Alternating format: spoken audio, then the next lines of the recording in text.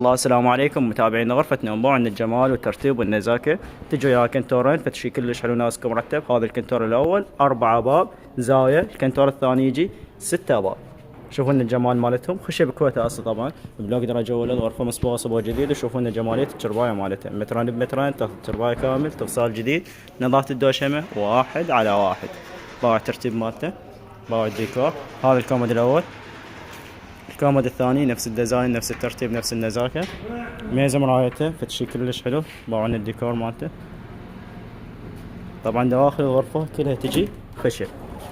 شوفون الترتيب.